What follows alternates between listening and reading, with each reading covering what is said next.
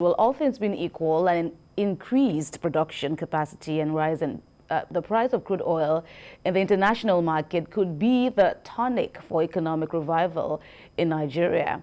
After its 26th ministerial meeting on Wednesday, the Organization of Petroleum Exporting Countries increased the world's oil production quota to 1.735 million barrels, and this to begin from the month of April.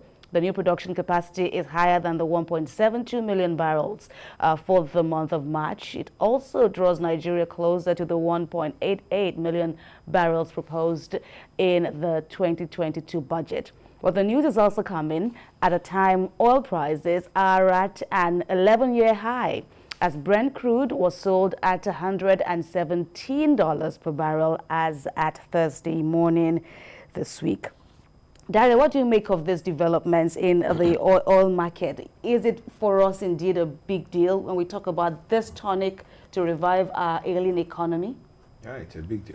It's a big deal, and it's a positive development for Nigeria, because you will recall that the budget we are currently running, which was thanks to the National Assembly, drawn in the later part of last year, was premised on a higher quota of oil production for the country.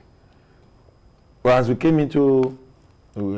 moved towards the end of last year, the quotas were dropping. But from February, we've been having some upward review, and the numbers are gradually moving closer to what we premised the budget upon. And also, if this happens, the implication is that our budget becomes more and more workable, because we are already running at a deficit, because what we expected to get from oil is not what we've been getting. But with the changes and the upward review of the quota by OPEC, coupled with the fact that oil price seems to be appreciating too globally, it's good news for Nigeria in the area of income, oil-related income, I'll put it. But if you begin to look at other factors that determines how the economy runs, those are figures. How about manpower? How about intelligence? How about commitment to service to the people? How about corruption? When all these other factors play their own role, aren't we going to be back to square one? So we have something to rejoice about in figures. Are we going? Can we be sure that when this income comes in, we'll attribute it or we'll place it where it ought to go? So it's not just something that will become good on its own. It will have to be related to other factors. One of such is our own expenditures. If we continue to take a chunk of what we get to service debts, to pay subsidy for products not being consumed by Nigerians, and rather than look into such things, we continue to prevaricate. We look at the barrels of oil and petroleum products alleged to be that is being alleged to be used by Nigerians. Experts, economists, and others daily tell us these figures are not realistic. The Nigerians could not be consuming this much. I am yet to see a fact-finding mission to look into these claims. And it is so important to our national survival if we don't know. Because if you look at what has been happening, the figures or amounts as regards subsidy keeps going up. And we keep paying more. Next month we'll pay more. Now look at the situation we find ourselves. We are experiencing fuel scarcity. That has nothing to do with what we will pay. Absolutely. We'll still end up paying. And the things we should be investigating, while we see upsurge, positive upsurge in some areas, we should be concerned about things that would now defeat the purpose of that upsurge, that would defeat the benefits of such. One of such is what we do with our resources, what we do with our money. If we keep borrowing money, allegedly for projects, and the projects end up 1/3 completion, the money is gone. What's the issue between us and our China creditors as regards to the railway we are building? These are questions which we ask. We are going to service those debts. It will become easier for us if the facilities we intend to use the monies to put in place are there, and then we are paying and we are servicing. It will be rational. But when we borrow, for some people to embezzle, for some people to do away with, and then we now start paying back from our collective patrimony, it will not make the benefits of whatever it is we have gained to show. All right, Tony, are these concerns, equally as, cogent for you that indeed, while we should be rejoicing at the extra income this increase in the price of crude will generate for Nigeria's reserves, is also a call for reawakening, for us to, change the way we do things, especially on the part of government? I don't think, normally we should be celebrating, we should be happy with the high cost prices going up. But according to the Minister of State for Petroleum, he said subsidy burden, pipeline shutdown, among other reasons, will remain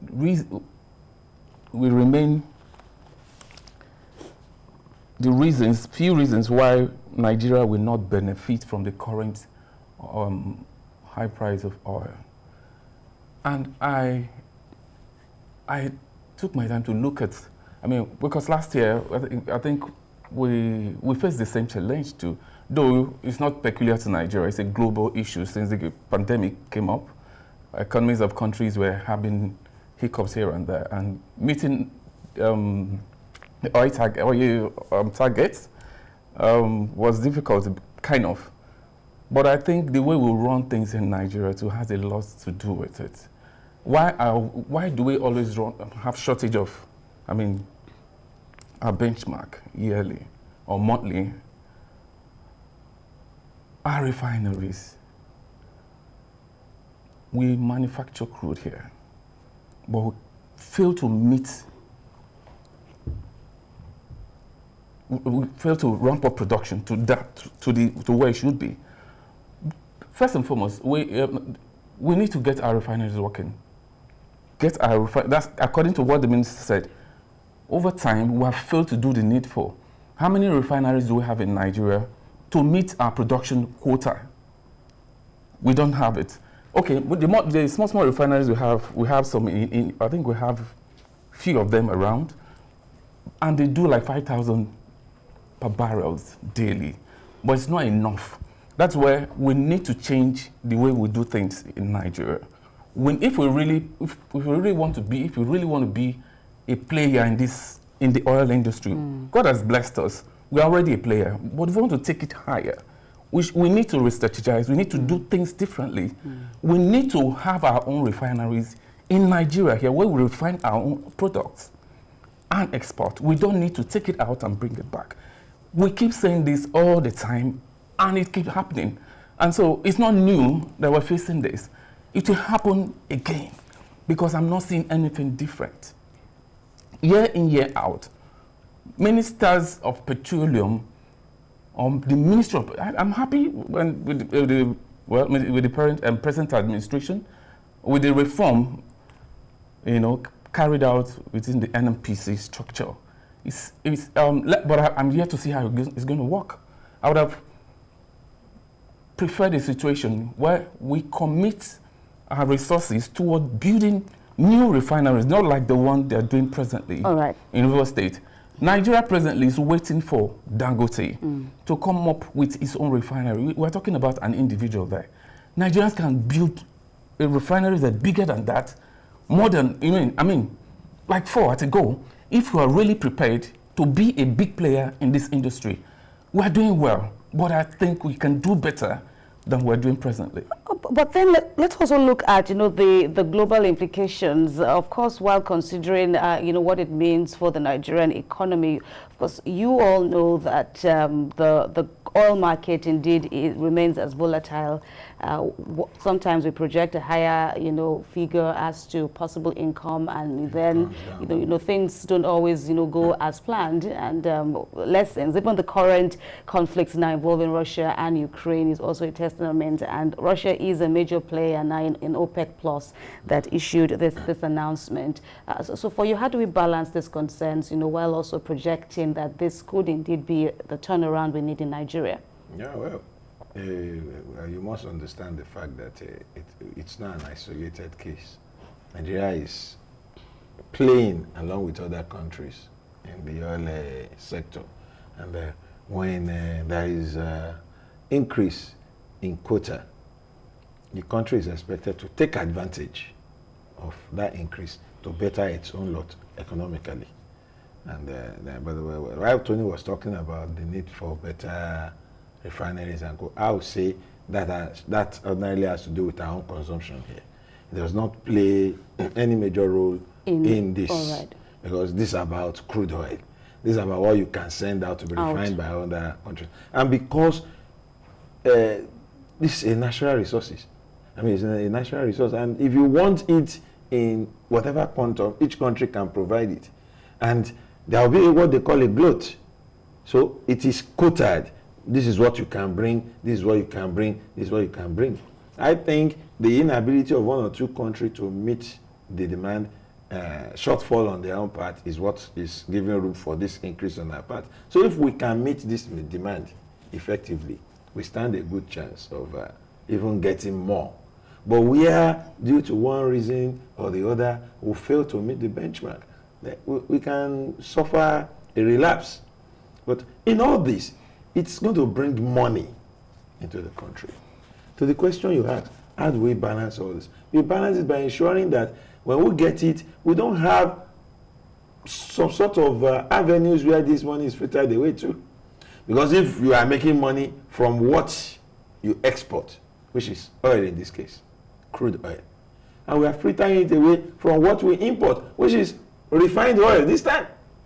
So it does not seriously make a lot of sense. So to balance it, we still need to ensure that our own oil sector is cleansed up, and we have a better arrangement on how to either import refined oil or do it right here at home. Yeah. We have another caller, Gbenga from Abuja. Apologies for keeping you on too long. Please carry on. Okay, thank you. Apology accepted. Just want to briefly comment on Abba Kyari issue. I want to say that the government have done the right thing. No matter the conspiracy theory that people say they are sending him there so as to cover up, not to name names in the drug deal. I don't think it's so. Because when the government was working on it, they said the government have covered him up, nothing to escape. That's why they did not do anything. That if they are from one region, from one state, or from one tribe, they will have done everything. They will have sent him out. We have done the right thing now. It shows that we are a responsible nation, and this will help us also in fighting corruption or whatever issue. So, other nations will support us.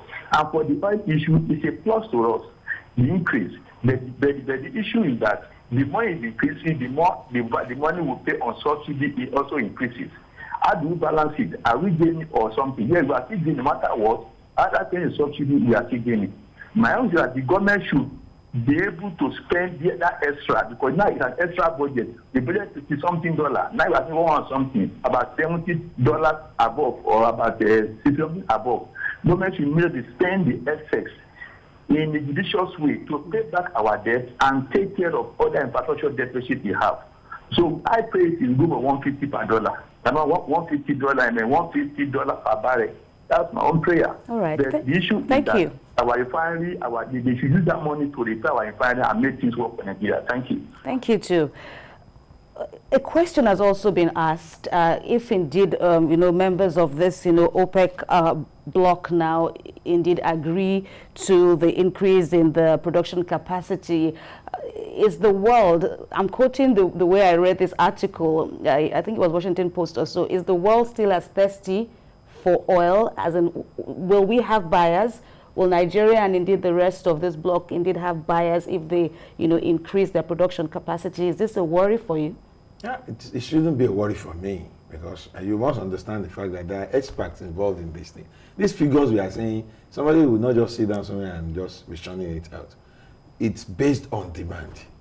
The increase in quota, it's not in production. It's in the quota you, as a country, an OPEC nation, can bring into the crude oil market.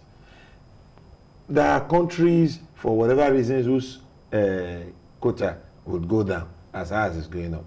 And at those times when our own went down, there are countries that benefited. The US has even said it won't even, is not considering an increase at this time. So another thing you should also understand is that it is only when there are demands that the need to increase supply will happen. The world obviously is still very thirsty for crude oil. That's a fact. The war in Ukraine, the pressure on the entire global economy by COVID-19, a lot of other issues probably might be catching the attention of global players. But the industries, the manufacturers, the plants still need oil. And the global field where the oil sector plays will not be shut down. And until there is a replacement, obvious replacement for oil, it will still be a product in demand. The quantity is what we may not be able to ascertain. For how long we'll still be able to put our entire national economy on oil. For how long are we going to still do that? We may not know. For now, it is still in demand. But I am very sure there is need for us to begin to think ahead. Right. When that time comes, what are we going to do? We should be thinking about that now. Tony, I want you to give your final words now on this subject. What more are you expecting to see, looking at the global implication, Nigeria's interest, of course? What's it for you? Well, I said before, but I'm more interested in why we always fall below our quota. This is a developing story. There will be room for more reactions from you as we go forth.